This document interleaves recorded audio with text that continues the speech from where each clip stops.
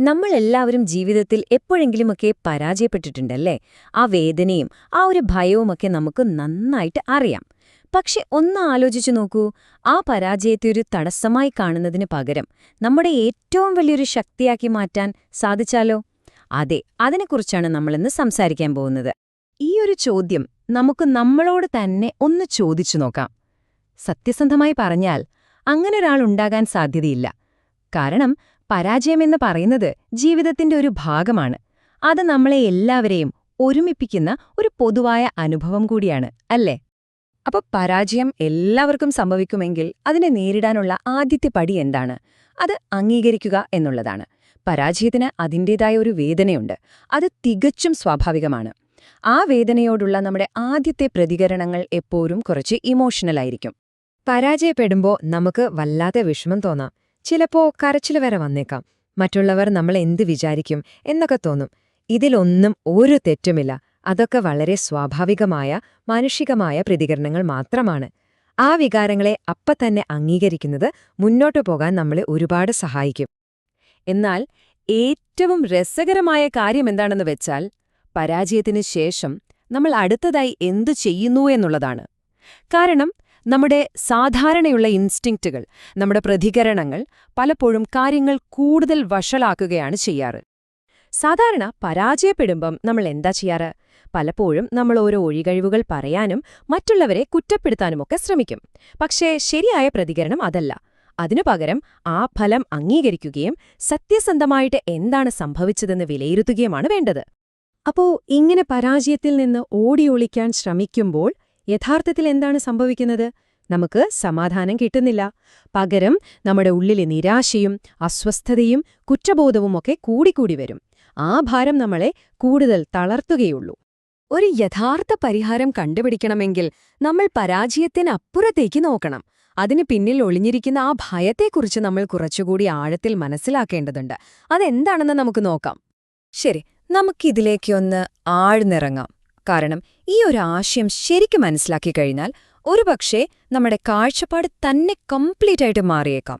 ഇതാണ് നമ്മൾ മനസ്സിലാക്കേണ്ട ഏറ്റവും പ്രധാനപ്പെട്ട കാര്യം. ഭയം എന്ന് പറയുന്നത് ഒറ്റയ്ക്ക് നിൽക്കുന്ന ഒരു വികാരമല്ല. അത് നമ്മുടെ ആഗ്രഹങ്ങളുടെയും അടുപ്പത്തിന്റെയും ഒരു കുഞ്ഞാണ്. അതായത് നമ്മൾ എന്തിനെങ്കിലും അതിയായി ആഗ്രഹിക്കുമ്പോഴാണ് അതിനെ നഷ്ടപ്പെടുമോ എന്നുള്ള ഭയമുണ്ടാകുന്നത്. ഈ ഉദ്ധരണി ഒന്ന് ശ്രദ്ധിച്ചു നോക്കൂ.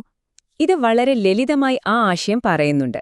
ഒരു പരീക്ഷ ജയിക്കണമെന്ന് നമ്മൾ എത്രത്തോളം ആഗ്രഹിക്കുന്നുവോ അത്രത്തോളം നമ്മൾ തോൽക്കുമോ എന്ന് ഭയപ്പെടും. ബന്ധങ്ങളുടെ കാര്യത്തിലും ഇത് ഇതുപോലെ തന്നെയാണ്. നമ്മുടെ ഭയത്തെ മുന്നോട്ട് നയിക്കുന്നത് ഈ ഒരൊറ്റ അടിസ്ഥാന വിശ്വാസമാണ്. അതായത് നമ്മൾ ആഗ്രഹിക്കുന്ന ആ കാര്യം നഷ്ടപ്പെട്ടാൽ ആ ഒരു സാഹചര്യം കൈകാര്യം ചെയ്യാൻ എനിക്ക് കഴിയില്ല എന്ന ചിന്ത. അപ്പോ പോയിന്റ് ഇതാണ്: ഭയത്തിന്റെ കാരണം നമ്മുടെ ആഗ്രഹങ്ങളാണെങ്കിൽ പരിഹാരവും അവിടെ തന്നെയാണ്. ഇനി ഓടിയൊളിക്കേണ്ട ആവശ്യമില്ല. പകരം പരാജയത്തെ നേരിടാനും അതിൽ നിന്ന് വളരാനും നമ്മളെ സഹായിക്കുന്ന വളരെ പ്രായോഗികമായ ചില വഴികളുണ്ട്. മുന്നോട്ടു പോകാൻ ഈ 4 കാര്യങ്ങൾ നമ്മളെ സഹായിക്കും. 1. അതിനെ നേരിടുക. നമ്മുടെ വികാരങ്ങളൊക്കെ മാറ്റിവെച്ച് എവിടെയാണ് തെറ്റുപറ്റിയതെന്ന് വസ്തുനിഷ്ഠമായി വിശകലനം ചെയ്യുക. 2. അംഗീകരിക്കുക. അതെ, ഞാൻ പരാജയപ്പെട്ടു എന്ന് നമ്മളോട് തന്നെ സമ്മതിക്കുക. 3. പഠിക്കുക. ഈ അനുഭവത്തിൽ നിന്ന് എന്തു പുതിയ പാഠമാണ് എനിക്ക് കിട്ടിയതെന്ന് കണ്ടെത്തുക. 4. അതിൽ നിന്ന് വളരുക. ആ പാഠത്തെ നമ്മുടെ വളർച്ചയ്ക്കുള്ള ഒരു ഇന്ധനമാക്കി മാറ്റുക. അപ്പോ ഇത് വെറുമൊരു തിരിച്ചടി മറികടക്കൽ മാത്രമല്ല, അതിനപ്പുറം ഒരു സമ്പൂർണ്ണ പരിവർത്തനമാണ്. അതെങ്ങനെയാണെന്ന് നമുക്ക് നോക്കാം. ഈ വളർച്ച എന്ന ആശയത്തെ നമുക്ക് വളരെ എളുപ്പത്തിൽ മനസ്സിലാക്കാൻ പറ്റുന്നൊരു ഉദാഹരണത്തിലൂടെ നോക്കാം. ഓരോ പരാജയവും നമ്മുടെ ജീവിതത്തിലെ ഒരു സോഫ്റ്റ്വെയർ അപ്ഡേറ്റ് പോലെയാണ്. നമ്മൾ ഒരുപക്ഷേ വേർഷൻ 3.2-ൽ നിന്ന് കൂടുതൽ മെച്ചപ്പെട്ട, കൂടുതൽ അറിവുള്ള ഒരു വേർഷൻ 4.0-ലേക്ക് മാറുകയാണ്. ചുരുക്കത്തിൽ പരാജയം നമ്മളെ തകർക്കുകയല്ല, നമ്മളെ നവീകരിക്കുകയാണ് ചെയ്യുന്നത്. ഇവിടെയാണ് ഏറ്റവും പ്രധാനപ്പെട്ട ഒരു മാറ്റം വരുന്നത്. നമ്മുടെ ലക്ഷ്യവും ഉദ്ദേശ്യവും തമ്മിൽ വേർതിരിച്ച് കാണുക. എനിക്ക് ഈ പരീക്ഷ പാസ്സാകണം എന്നത് ഒരു ലക്ഷ്യമാണ്. അത് പുറമേയുള്ള ഒന്നാണ്. എന്നാൽ യഥാർത്ഥ ഉദ്ദേശ്യം ആന്തരികമായിരിക്കണം. ഈ പരീക്ഷയ്ക്ക് പഠിക്കുന്നതിലൂടെ, ഈ പ്രയത്നത്തിലൂടെ ഞാനെന്ന വ്യക്തി എങ്ങനെയാണ് വളരുന്നത്? ഫലം എന്തു തന്നെയായാലും ആ വളർച്ച എപ്പോഴും നമ്മുടെ ഒപ്പമുണ്ടാവും. ഈ വിശകലനത്തിന്റെ എല്ലാം കാതൽ ഇതുതന്നെയാണ്. നമ്മുടെ ശ്രദ്ധ പുറമേയുള്ള വിജയപരാജയങ്ങളിലല്ല, മറിച്ച് ഉള്ളിലുള്ള നമ്മുടെ വ്യക്തിപരമായ പരിണാമത്തിലായിരിക്കണം. അപ്പോ അവസാനം നമ്മൾ മനസ്സിലാക്കേണ്ടത് ഇതാണ്: പരാജയം ജീവിതത്തിൽ ഒഴിവാക്കാൻ പറ്റാത്തൊന്നാണ്. അതുറപ്പായും സംഭവിക്കും.